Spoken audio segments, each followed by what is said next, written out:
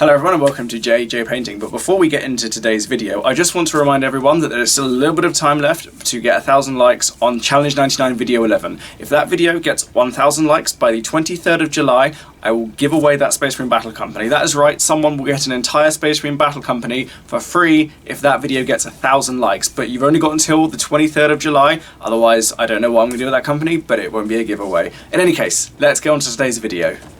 Hello there and welcome to JJ Painting. I am JJ and welcome to this video all about the Space Marine chapter that time forgot. Now, as some of you may remember my Legion of the Damned video, which was very much about a unit which got forgotten, but now we're talking about an entire chapter that time completely seemed to move past. And I am of course talking about the Black Templars chapter as we talk about it. So the Black Templars are a bit of a funny one. They've been around for a while, but they seem to have dropped out of use and a bit out of fashion in recent years, and we're going to talk about potentially why that is in this video today. So, without further ado, let's crack on. If we want to start off talking about the Black Templars, we really should start off with their position both in the lore and also a little bit about their origins in the game. The Black Templars in the lore are the second founding chapter of the Imperial Fists. Now, their task after the Horus Heresy was to continue the fight against the traitor legions and against the enemies of Imperium at large. They very much were the crusading chapter, the last vestige of the Great Crusade in many respects, and turned it into an eternal crusade where they were always on the go and always fighting the enemies of mankind at any given time. In many respects, the Black Templars from the 41st millennium are something of a mimicry of the original concept of the Imperial Fists on the Great Crusade, the fleet-based chapter that don't stick around with a home planet too much and aren't necessarily culturally or geographically tied to any one part of the Imperium. They see themselves as servants of the Imperium and all of the Imperium, and will fight on any front no matter how far-flung they are. They're also known for being extremely zealous. In fact, it's believed that they're the only Space Marine chapter that actually see the Emperor as a godlike figure, whilst all the others see him very much as the master of mankind, but not a deity. And this is something to bear in mind, which is quite interesting. They have, in one legion, managed to capture both the zeal of the Great Crusade, the religious fundamentalism that was prevalent within the Word-Bearers before Monarchia, and the attitudes of many of the Primarchs from the Golden Age of the Great Crusade. So, in some respects, the Black Templars became an amalgam of all of the old legions and how they waged war, including the fact that they don't have librarians, which we will get onto in a second. But obviously that's all from the lore. In the gameplay perspectives, the Black Templars have been around since the 90s, I do believe, but they only really came to prominence in 2004 with the Armageddon campaign mission book. It was one of the first narrative-based mission packs that Games Workshop had released for anything that wasn't Lord of the Rings, and had also made quite a big impact in terms of giving a bit more character to the Orcs, to the Imperial Guard, and to the Space Marines as well. It actually did unlock characters such as Ghazghkull and Commissar Yarrick in a bit more detail, so we did get to learn quite a lot about those guys as time went by as well. But if we then remember that this was the time where the Black Templars came into prominence as well, quite a lot came with the Black Templars when they arrived on the scene. In 2006, in fact, they got their own codex. Now, for those of you who may have watched one of my previous videos about the other Space Marine chapters or the non-codex chapters, how they all had their own codexes and are now in supplements, you have to remember that the Templars had this before any of the other chapters. The Dark Angels, Space Wolves, and Blood Angels were all still supplements at this time, and even the Grey Knights were forced to share their codex with various bits of the Inquisition that was just known as the Demon Hunters Codex. And that's really quite important to bear in mind, especially when we think back to how it all started off. That the Black Templars were the first to get a codex all to themselves, and they didn't have to share with anyone else. Conversely, they were also one of the first Space Marine chapters to get a particularly distinctive aesthetic. Yes, the Dark Angels did have robes, and the Space Wolves had their unique heads, but the Black Templars had a slightly more holistic approach to their chapter image. It was all weapons chained to wrists, including swords and bolt guns, lots of flared crosses, tabards, helmets that looked distinctly like medieval knight helmets, and almost uniquely, they had plastic upgrades for almost every model in their army. Whether you were in power armor, Terminator armor, a dreadnought, or a vehicle, all of the models in their range could have certain parts of the upgrade sprue applied to them. Now, yes, it is true that the Furiosa Dreadnought and Bjorn were metal models that already existed, but that was just it. They were metal models. This was actually a slightly more accessible way of adding upgrades to your chapter. And at the same time as all this was happening as well, they got some special characters as well. High Marshal Helbrecht and Chaplain Grimaldus were the two prominent special characters that came with the Black Templars Codex, as well as the Emperor's Champion. That's more of a unique position rather than it being a unique character, but that's a rather complicated topic, so for now we'll call him a special character. So in this, it was all in 2006, so in many respects you could argue that the Black Templars did lead the charge on everything that came after it, with the Dark Angels and Space Wolves getting their own codexes in subsequent years, followed by the Blood Angels. But obviously this is quite a good start point, so it then raises the question, what happened? What happened to the Black Templars Codex? What happened to the Black Templars chapter that has left it almost a little bit in the past now, and what will the future hold for them? Well, in order to talk about what happened to them, we have to go back almost that far, to 2007 to 2009. In the space of those 3 years, several things changed. First of all, there was a new edition, 5th edition of 40k rolled around, and the Space Wolves, Blood Angels, and Dark Angels, not in that order, all got their own codexes. And this is where we start to see what the Black Templars actually were, and that was a proof of concept. So the Black Templars got their own codex in 2006 with a few unique units, but also a lot of limitations. And this is something which is quite important, which we will get to in a second. But if we take the fact that they got their own codex and then take it from Games Workshop's perspective that people will buy a Space Marine codex, but they will also buy a codex for a specific chapter, that in and of itself is good information for them to know, and it was effective for well over 10 years. But then we look at the Space Wolves and subsequently Blood Angels codexes, which started to expand more and more upon unique units, more special characters, and more rules for those chapters specifically. And also, this was where we start to see aesthetics coming more into their own for each of those chapters. At this time, the Dark Angels got the Ravenwing Bike upgrade sprue, which granted was still only an upgrade sprue, but it was a plastic upgrade sprue as opposed to the metal one. They then also got their unique plastic veterans in robes, which again before were metal. We had to wait until 2012 for them to get plastic Deathwing Terminators, but plastic Terminators did exist by this point, and there were upgrades for them within that robed veteran kit, so there were things that were coming around for the Dark Angels.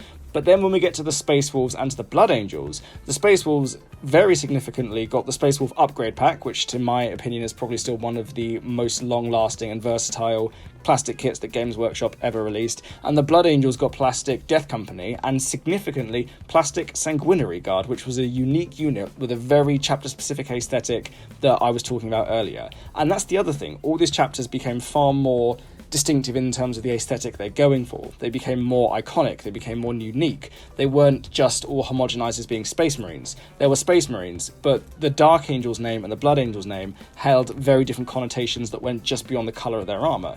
But obviously this then leads me back to saying that whilst all these chapters were getting all these new pieces of equipment, new models, and new rules, that Black Templars Codex was still there. And for all of 5th edition, it was there, and it wasn't changing. And this brings me back to what I was saying earlier about the limitations.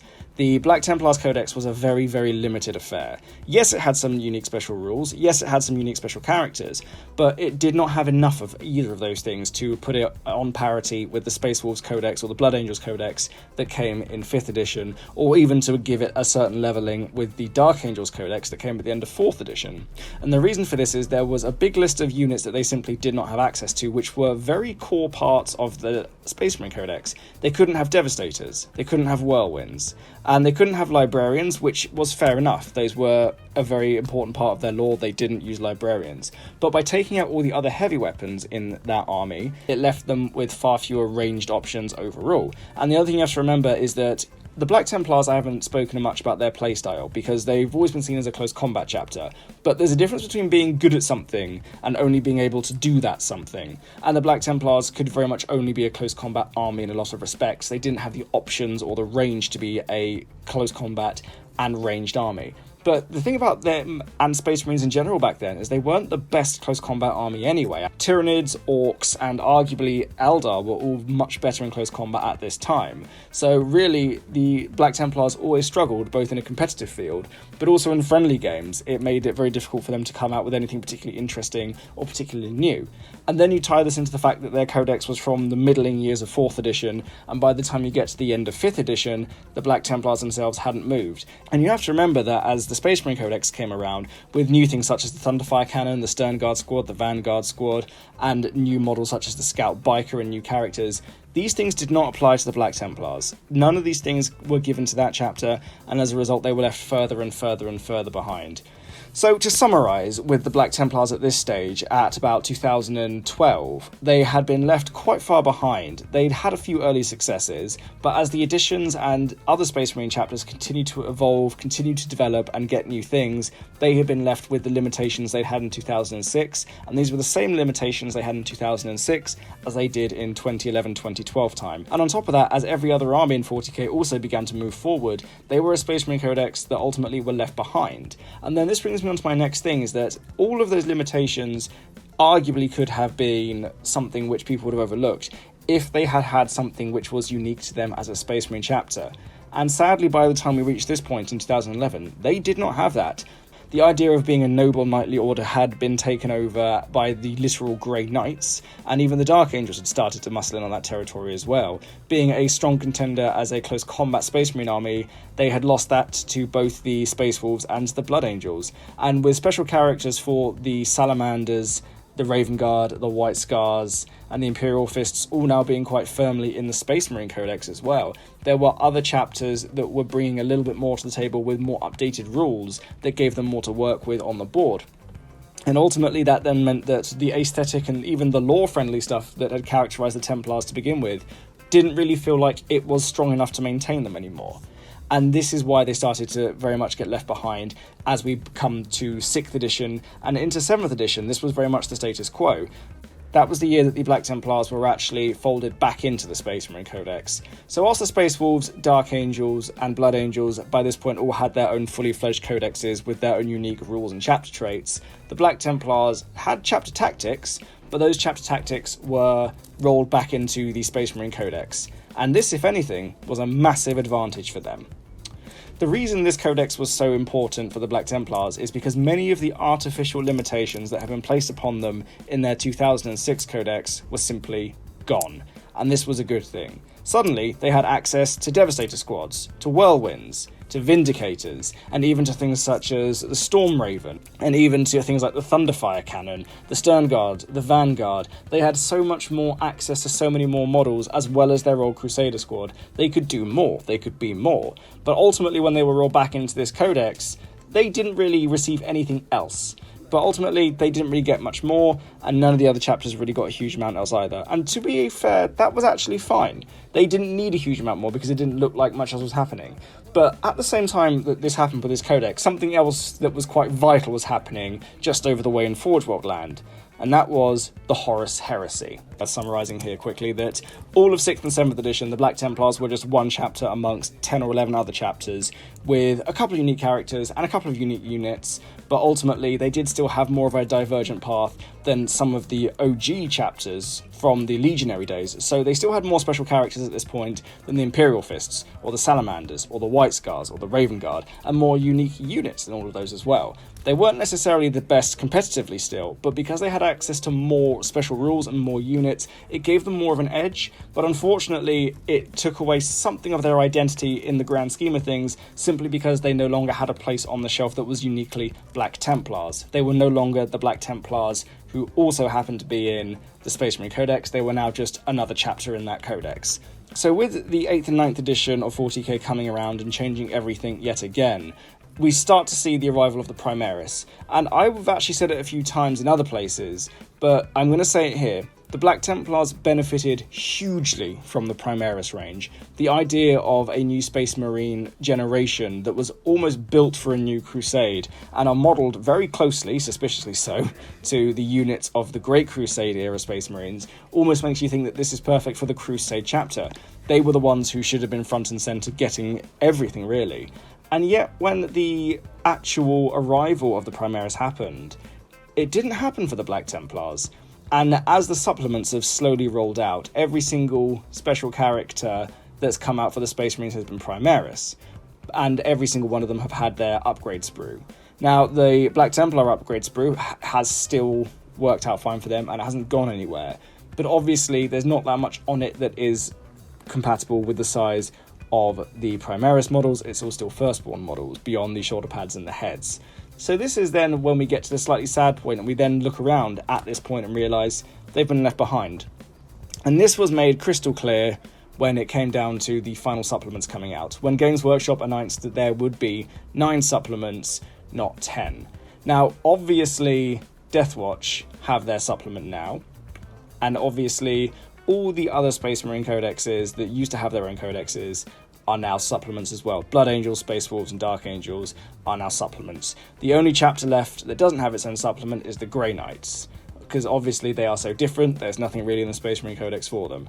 But then the Black Templars had all of their stratagems and all of their warlord traits pushed into the Faith and Fury Psychic Awakening book, and obviously are now available for free as the Index Astartes on Games Workshop's website.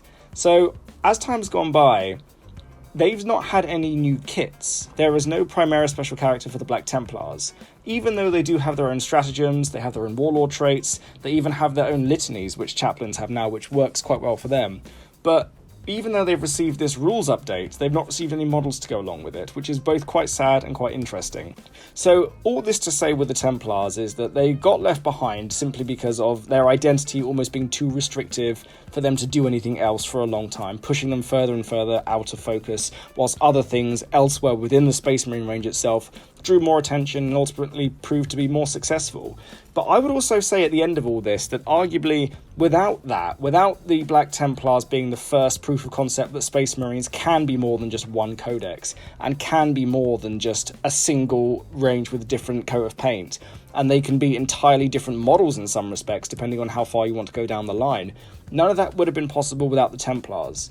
Without the Black Templars proof of concept, I'd say that you probably wouldn't see plastic Wolfguard Terminators. You probably wouldn't see even things like the Sanguinary Guard. And I'd go as far as to say that things like the Nephilim Jet Fighter for the Dark Angels and the Thunderwolf Cavalry for the Space Wolves almost probably wouldn't have been possible without that first risky step forward for the Space Marines in the Black Templars. Yes, they may have been forgotten now, but without those first steps forward, I don't think we would have had any of this. So really, we have them to thank for everything that's come since, and I do hope their legacy will remain intact, even if they aren't necessarily what they used to be. But as always, I want to hear from you guys. What do you think of the Black Templars? Do you think they should just be retired and left to gather dust in memory? Do you think they should be recreated and reimagined in a whole new way? Or do you think they're fine as the way they are, as another Space Marine chapter that you can dip into if you want to? Let me know your thoughts. I look forward to hearing from you. So those are my thoughts about what has happened to the Black Templars over the last few years. And if you think something else has happened to them, or if you agree or you disagree, let me know in the comments below. And let me know what you think of the Black Templars. Do you think they've got a future as Primaris, or do you think they're going to end up just being phased out over time? But in any case, thank you all very much for watching. And whilst you're down there commenting, like, subscribe, hit the bell button, all that good YouTube shilly stuff. I post my videos on Wednesdays and Fridays. And whilst you're down there doing all the liking and subscribing, check out my website to see all the services I provide, my Patreon, and my Instagram if you just fancy seeing some pictures of toy soldiers. But thank you all very much for watching, goodbye, and have a lovely day.